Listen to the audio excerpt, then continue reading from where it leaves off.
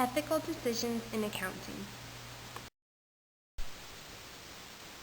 After viewing the video, you should be able to understand the importance of ethics, know the history of ethics in accounting, incorporate ethics into your decision process, know ethical standards for accounting professionals, understand ethical implications of the U.S. transition to IFRS, and appreciate lessons learned from recent business scandals.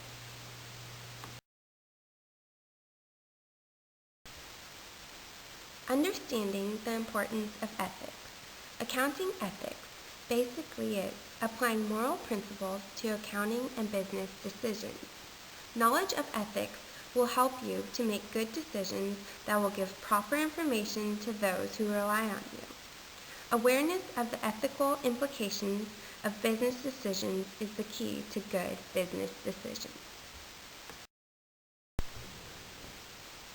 An important organization in the early development of accounting ethical standards was the American Association of Public Accountants, AAPA, which was created in 1887.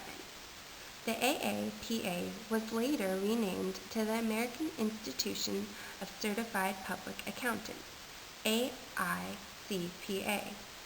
The Code of Ethics of the AICPA is a major force in applied accounting ethics in today's business world. Members of the AICPA are certified public accountants who must comply with the AICPA's ethical standards. Non-compliance could result in losing a license to practice as a CPA. What are some tools that you can use to help solve ethical dilemmas and develop a process for making ethically good decisions? Here's some lists of how to incorporate ethics into your decision process. Recognize an ethical issue. Get the facts. Evaluate alternative actions. Make a decision and test it. Act and reflect on the outcome. The Code of Professional Conduct of the AICPA are the rules that you will need to follow as an accounting professional. The Code of Professional Conduct of the AICPA consists of two sections, the principles and the rules. The principles provide the framework for the rules, which govern the performance of professional services by members. There are 6 principles. Principle 1 is responsibility. Principle 2, the public interest. Principle 3, integrity. Principle 4, objectivity and independence. Principle 5, due care. And Principle 6, scope and nature of services. There are numerous rules, and a list of these rules can be found at aicpa.org. Over the next few years, the United States will move towards the adoption of the International Financial Reporting Standards. They will adopt the IFAC Code of Ethics. The IFAC Code of Ethics requires you to adhere to 5 fundamental principles.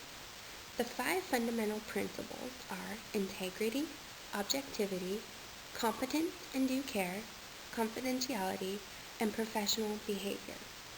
Because IFRS provides general guidance based on broad principles, accountants are allowed more flexibility to properly report financial transactions according to the unique circumstances that may apply.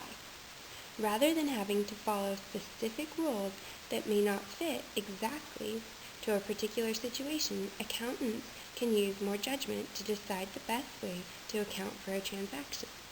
The principles-based system relies more on the substance and intent of a transaction than on precise rules that must be followed. We have looked at ethics and why it is important to accounting students and accounting professionals. We have reviewed the Code of Ethical Standards developed in the U.S. and by the International Federation of Accountants. Yet in spite of all the good work that has been done in the area of business and accounting ethics, there continues to be instances of fraud and deception in violation of these ethical principles. In this final section, we will try to learn some lessons from business scandals. WorldCom was the second largest phone company in the U.S. after AT&T. WorldCom's story involved capitalizing some costs that should have been recorded as expenses. When you do this, you make your income statement and your balance sheet look better than they actually are. Assets are overstated and expenses are understated.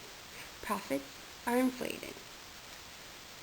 What we can learn from them is that the ethical principle of professional competence and professional behavior were violated. We can also learn that the accounting matching principle was not followed. Learning accounting is not just about learning numbers, but also about learning to make good decisions. I hope you enjoyed this video.